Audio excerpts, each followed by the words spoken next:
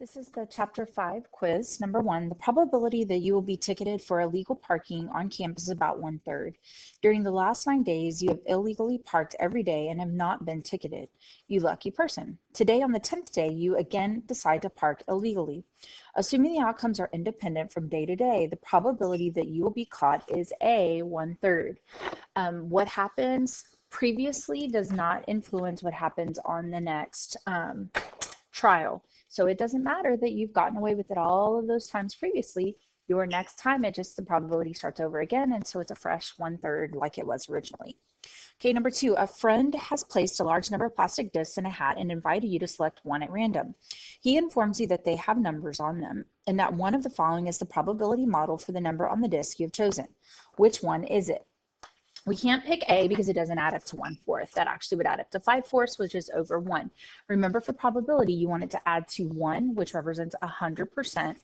And you can't have any negatives.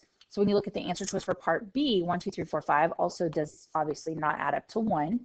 The correct answer is C. Okay, when you do 0.1 plus 0.2 plus 0 plus 0.3 plus 0.4, that does add up to 1. And therefore that is the correct answer. So B does not add up to 1 either.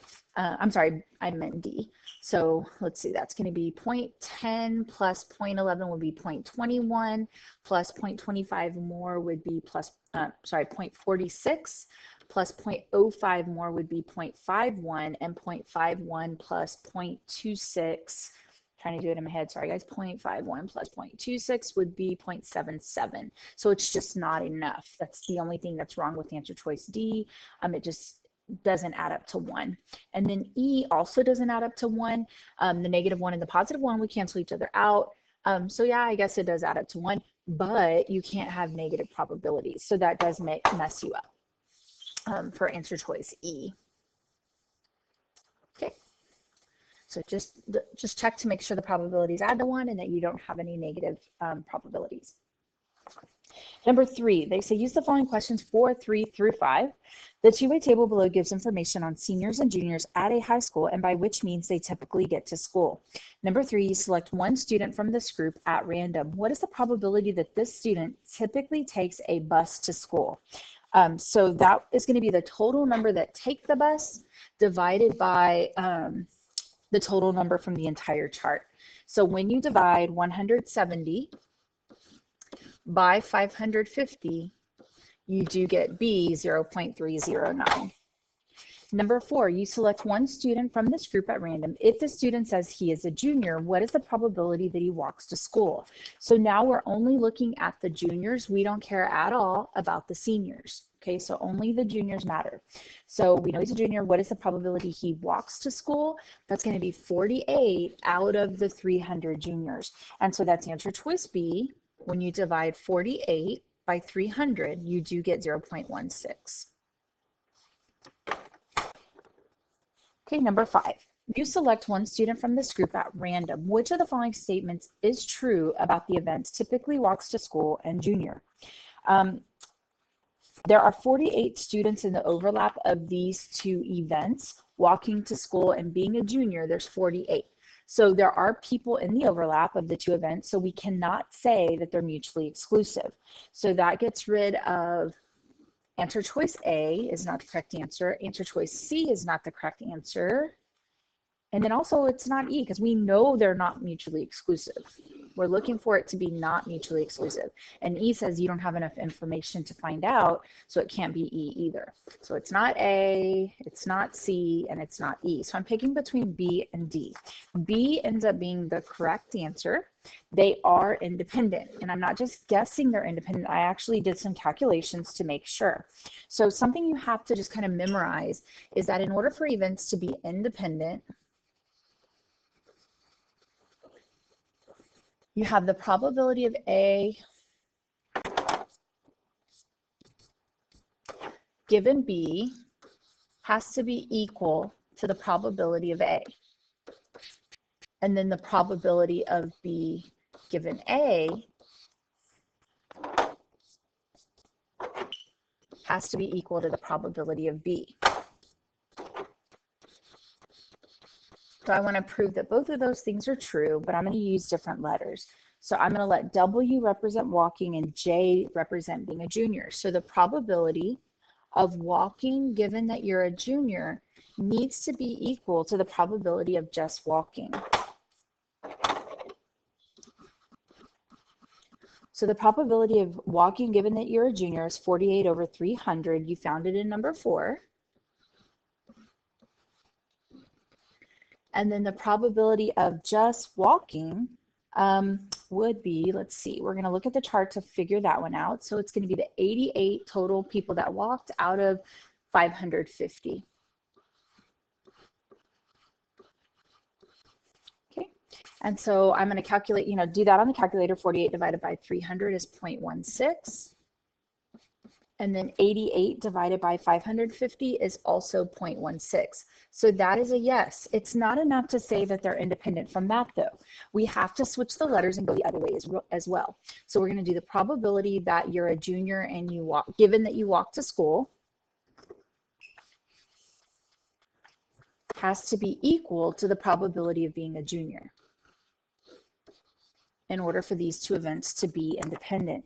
So the probability that you're a junior and you walk to school is 48 out of 88. So talk about that for a second. The probability that you're a junior given that you walk to school. So you want to go out of, let me erase some stuff up here to point out how I'm getting that number. So given that you walk to school wants to go out of the total walkers. So 88 is going to go on the bottom. And then the top number is going to be the number of juniors that walk to school. So the 48 goes on the top, okay? And then the probability of just being a junior is going to be 300 total number of juniors out of 550 total number of students. So 300 out of 550. We want to see, are those equal? So when we go on the calculator, we divide 48 by 88, or by 88, excuse me, you get 0.54 repeating. Is that equal to 300 over 550? So we're going to do 300 divided by 550. And again, we got 0.54 repeating. So yes, these are equal. So since we got yes on both of them, they are independent. And so the answer is B. Okay, number 6. Let me erase our stray marks there from the previous problem. Sorry about that. Okay, event A occurs with probability 0.2. Event B occurs with probability 0.8. If A and B are disjoint, that's actually pretty important, which means mutually exclusive, then what has to be true? So the probability of A or B, so for answer choice A, which ends up being the correct answer, in symbols, we would say the probability of A or B, and according to the formula chart, that is equal to the probability of A plus the probability of B, and we want to subtract any overlap. That's symbolized as A intersection B, or A and B. So the probability of A, let's see, is 0.2, and then the probability of B is 0.8. Well, the probability of their overlap is going to be 0 because it says they're disjoint. That means they have nothing in their overlap. They have nothing in common. So 0.2 plus 0.8 is 1. So that makes answer choice A correct. Okay, we cannot assume that B is correct. I know that we've learned the formula that the probability, or the idea that the probability of A intersection B is equal to the probability of A times the probability of B. But the problem is we don't have enough information to determine that it would be 0.2 times 0.8, which is 0.16. We don't have enough information to know that that's true because we don't know if the events are independent or not. And we don't have enough values to plug it in to be able to prove the formula to be true or not. So we can't assume independence, and therefore we can only prove letter choice A. Number 7, if the probability of A is 0.24 and the probability of B is 0.52, A and B are independent, then what is the probability of A or B? So again, we want to use the formula that we just had on the previous. So probability of A or B is going to be equal to the probability of A plus the probability of B minus the probability of A and B.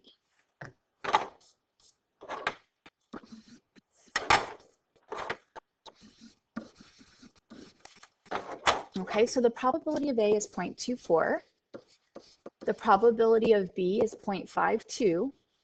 We know that A and B are independent. That's given in the problem. So we can multiply the two probabilities together to get the probability of A and B. So this is going to be 0.24 times 0.52.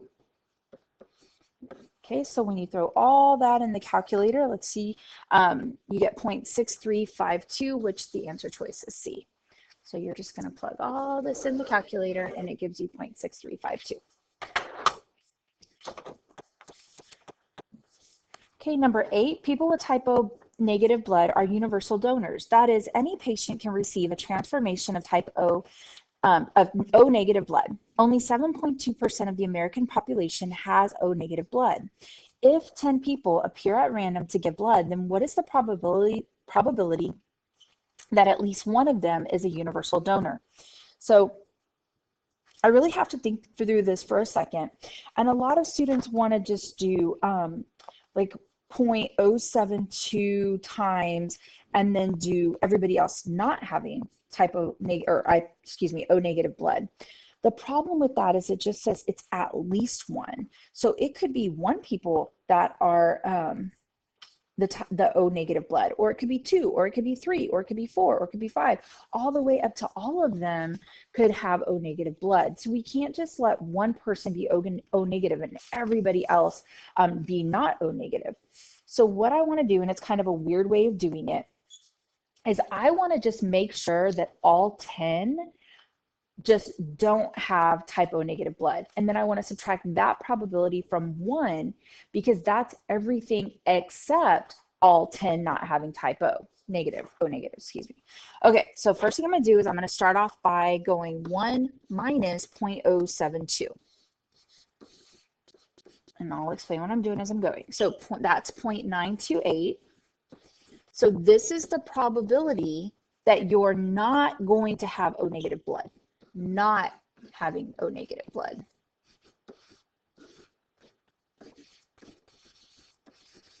Okay, so I want all 10 people to not have O negative blood. So I'm going to take 0.928 and I'm going to multiply it by itself 10 times.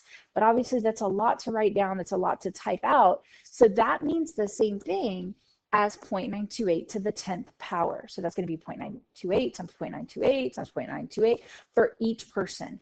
Okay, so that's going to be to the 10th power because there's 10 people. That ends up equaling, when you type it on your calculator, 0.4737. So this is the probability that all 10 people are not O negative.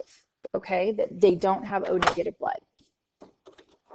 But that's not what they wanted. They wanted at least one to have them. So basically, we just don't want this to happen. As long as that doesn't happen, then we're good. So all you have to do to make sure that doesn't happen is like do the complement of that. You just do 1 minus 0.4737, and it gives you your final answer. So that's going to be 0.5263. The answer is C.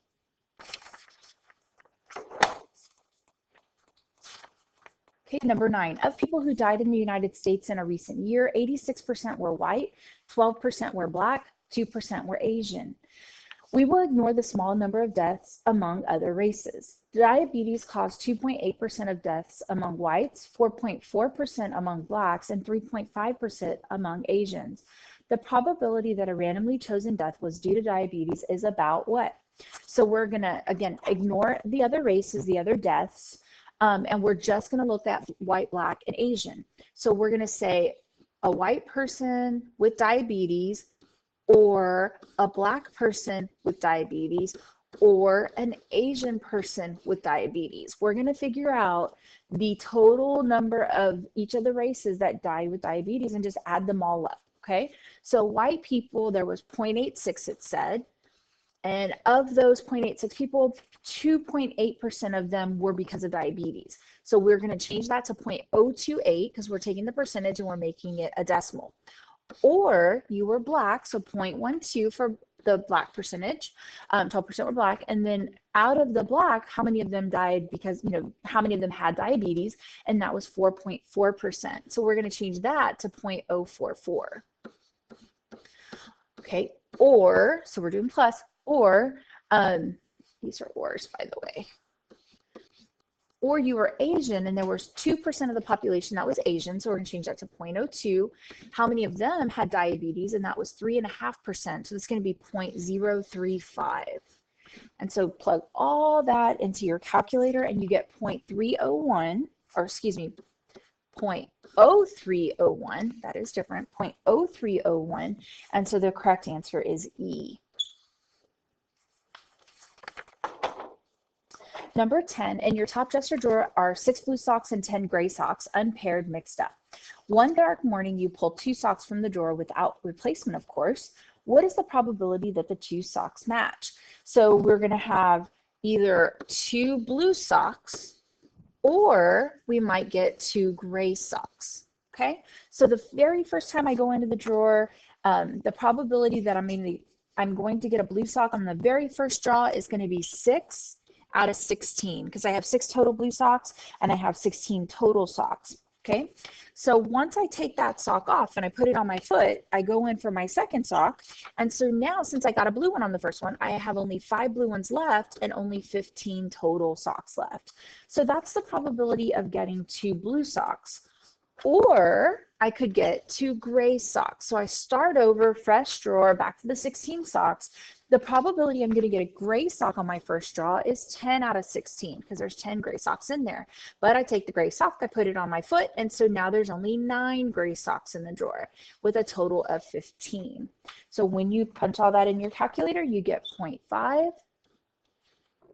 And so the answer is D.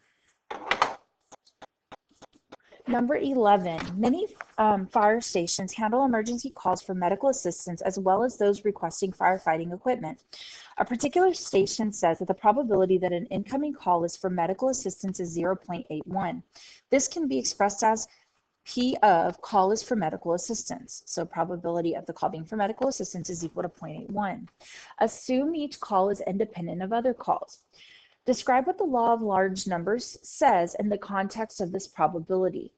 As the number of calls get larger and larger,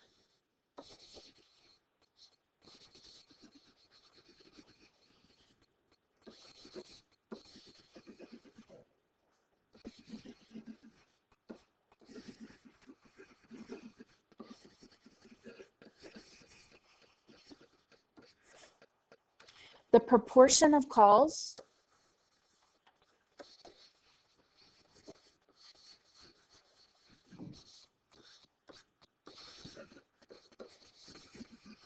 for medical assistance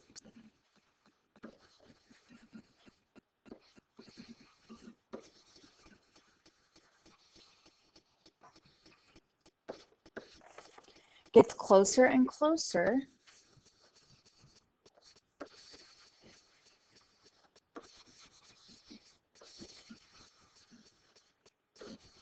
to 0.81. Okay, so basically what the law of large numbers says is the more trials you have, okay, the more and more and more trials you have, the closer and closer you're going to get to that theoretical probability. So if I only get 10 calls, maybe 8 of them will be for medical assistance, maybe it'll only be 6, or maybe it'll be 9, or maybe it'll be all 10. But if I go on and I keep collecting data on all of these calls, if I take 1,000 calls, then it's going to get closer and closer to, like, out of 1,000, 810 of them would be for medical assistance. It's just going to get closer and closer. So if I went to 10,000, then I would expect that 8,100 would be for medical assistance. So just the more I do, the closer it's going to get to that theoretical probability of 0.81. Okay, part B, what is the probability that none of the next 4 calls are for medical assistance? So if 81% are for medical assistance, then 19% are going to not be for medical assistance. So we're going to say 1 minus the 0.81 gives us 0.19. So 19% of calls are going to be not for medical assistance. So all you're going to do is take your 0.19 and you want each of those callers to not be calling for a medical reason. So you want to do 0.19 times 0.19 times 0.19 times 0.19 4 times. So instead of writing that down, I'm just going to raise it to the 4th power, which gives me 0.0013. Part C, you want to estimate the probability let's see, got it. That exactly 3 of the next 4 calls are for medical assistance. Describe the design of a simulation to estimate this probability. Explain clearly how you will use the partial table of random digits below to carry out your simulation. So first of all, we want to assign the digits we're going to use. We need to go back and use that 81%. That was actually important to us in this problem. Okay, so we're going to assign the digits. Since we have 81%, we want to do 2 digits at a time. So we want to say 0, 0 through 80 are going to be that they're calling for medical assistance. Okay, they want medical assistance. And then 81 through 99 are going to be not for medical assistance. I'm just going to say it's N. They're not for medical assistance. So I went 0, 0 to 80, not 0, 0 to 81, because when you count that 0, 0 as your starting point, you always want to end one less than, than the number of the probability that you have, because 0, 0 is counting as an extra digit. So we have 81 of our possibilities counting for medical assistant, and then 19 of our possibilities, 81 through 99 is 19 possibilities counting as not calling for medical assistance. Okay, we want them to read 2 digits at a time.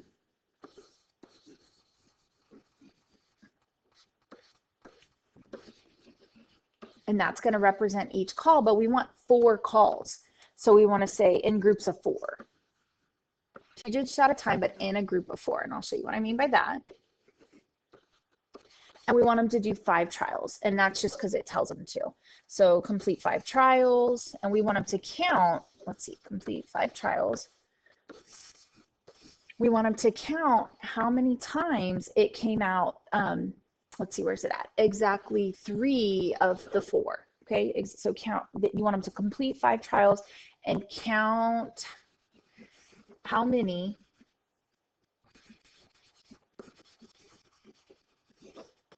are 3 out of 4.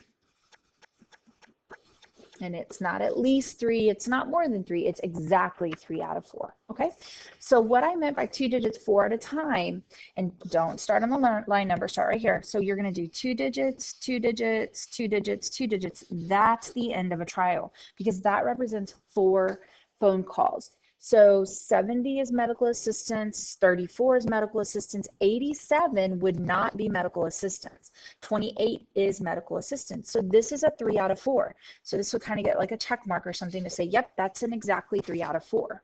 Then I go to the next one. 71 is medical assistance, 63 is medical assistance, 41 is medical assistance, and 95 is not net medical assistance. I messed that up. So 71 is yes, medical assistance, 63 is yes, 41 is yes, but 95 is not medical assistance. So this is also 3 out of 4 where yes, they were for medical assistance.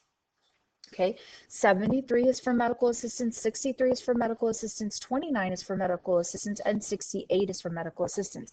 This does not count as a exactly 3 out of 4. This was actually 4 out of 4 of the phone calls were for medical assistance. Okay, 54 is for medical assistance, 30 is for medical assistance, 90 is not for medical assistance, 18 is for medical assistance. So this is a 3 out of 4. Okay, 76 is for medical assistance, 33 is for medical assistance, 17 is for medical assistance, and 14 is for medical assistance. So this one didn't have 3 out of 4, didn't have any actually that were not for medical assistance, and it was a 4 out of 4 that was for medical assistance. So anyway, we have 3 out of our 5 trials that it was exactly 3/4. So 3 out of 5 would be a good probability, or we could call it 60% of the time.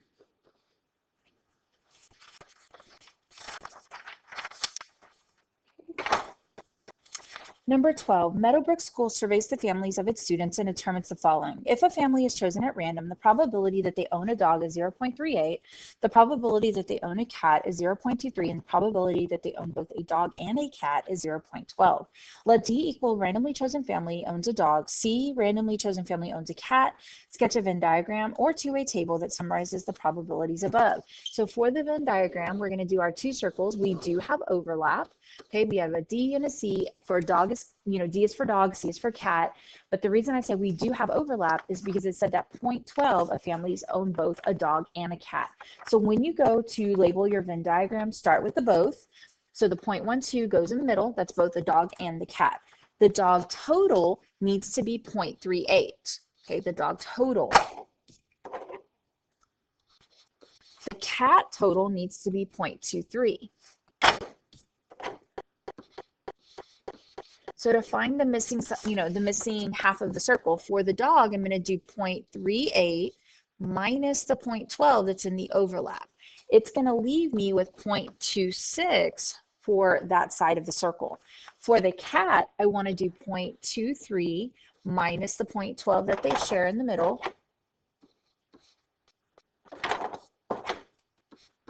Okay, 0.23 minus 0.12 gives you 0.11 for that side. Okay, we have to do the outside part. So we want to do for the outside 1 minus the 0.26, the 0.12, and the 0.11 all put together. So we want to add all of those together, subtract it from 1. So 0.26 plus 0.12 plus 0.11 is 0.49. When you subtract that from 1, it leaves you with 0.51 that they don't have a cat, they don't have a dog, they don't have both. Okay.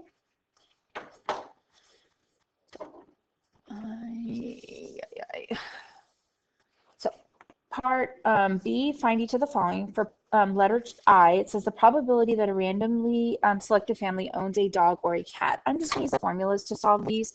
So probability of D or C is equal to, according to the formula sheet, you can do the probability of D plus the probability of C and subtract the overlap. Okay, so the probability of D is 0.38. The probability of C is 0.23. The overlap is is 0.12. It's not minus 0.12, it's just 0.12. So we're going to do 0.38 plus 0.23 minus 0.12, and you do get a final answer of 0.49. So that is how many families own a dog or a cat. And yes, we are counting them even if they own both, because that is still a dog or a cat, even if they have both. Okay, number 2, the probability that a randomly selected family owns a dog or doesn't own a cat. So I'm going to do probability you own a dog or you don't own a cat. So that's going to be C complement. Writing out our formula, just like we did above, we're going to do probability of D plus probability of the complement of C minus the probability of the dog and the complement of C. Okay, so probability of the dog is 0.38. The probability of the complement of the cat would be 1 minus the 0.23. So I'm working out this little part right here. I'm just going to write it kind of small because I'm actually going to plug that in as 0.77. But I just wanted you to see where I got that from. And then minus the probability of owning a dog and not owning a cat is just the 0.26. So it's just that part on the left side of our Venn diagram, the 0.26. So 0.38 plus 0.77 minus 0.26 is equal to a final answer of 0.89. And guys, on all of these problems, there's other ways to get to these answers. So if you did it a completely different way, but you got the same answer, then you're fine. A lot of students can just look at the Venn diagram and figure out these answers without having to use any formulas or anything. So if that works for you, then go for it. Just make sure you're getting the same answer I am. Okay, the third one, the probability that a randomly selected family doesn't own a dog and doesn't own a cat. So we have the probability of doesn't own a dog, so D complement, I'm sorry, not or, but and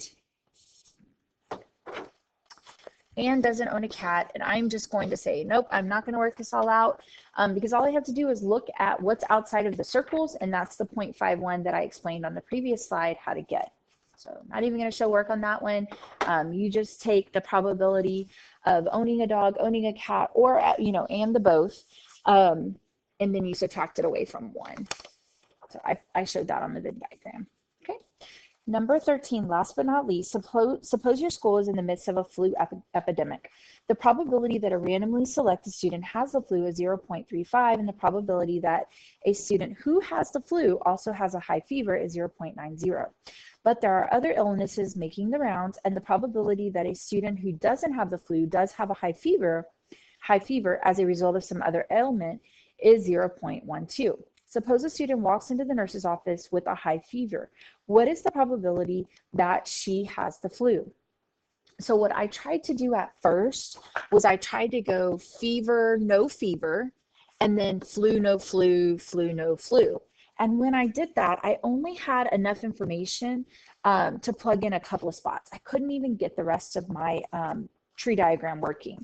So then I said, okay, well, that's not working for me. So let me change it. So if you're, plugging in your tree diagram values that they've given us and you can't find all the pieces, maybe you need to flip around where you're putting the variables at. So it worked out for me when I put flu in the beginning, and I don't know why I just put an E on that. Let me try that again. Okay, I put flu in the beginning and then no flu. Sorry, guys. And it's very...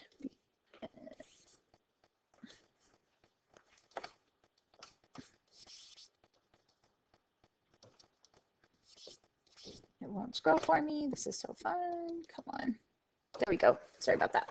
Okay, so flu, no flu.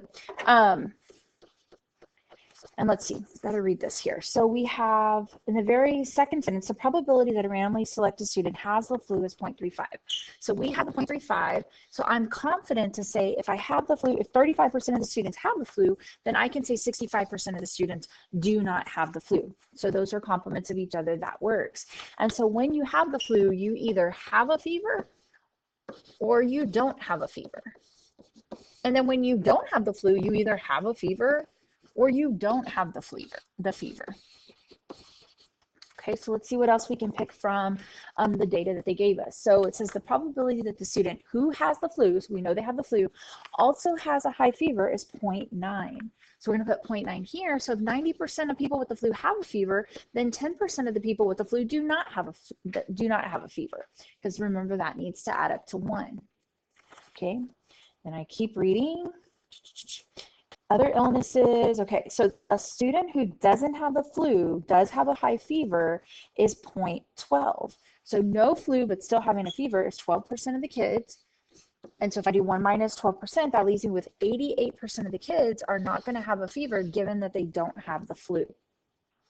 I multiply across my branches like I've demonstrated in class. So I would do 0.35 times 0.9. That's going to equal 0.315. And whether I need it or not, I'm just going to do them all, okay? So 0.35 is my next one, but times 10% this time. Okay, that's going to be equal to 0.035. Then my next branch, I'm going to do 0.65 times 0.12. So that gives me 0.078. And then the last one, I'm going to do 0.65 times 0.88. And that gives me 0.572. Then I'm going to go back and read the question. Okay, so what is the probability? Okay, got it back in a second, sorry. Suppose a student walks in the nurse's office with a high fever. So we know they have a high fever. So they're either in this branch, high fever, or they're in this branch, high fever. Okay, so that means my total is going to be out of these two numbers because they've got to have the fever.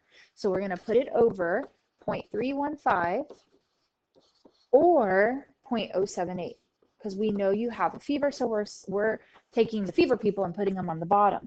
So what is the probability you have the flu? That's only this branch right here. These are the people that out of the fever people have the flu. So we're going to put the 0.315 on the top. And when you calculate that, okay, when you calculate that, you get 0.8015. So plug that in the calculator and you should get 0.8015. So there's about an 80% chance that they have the flu given that they came in with the fever.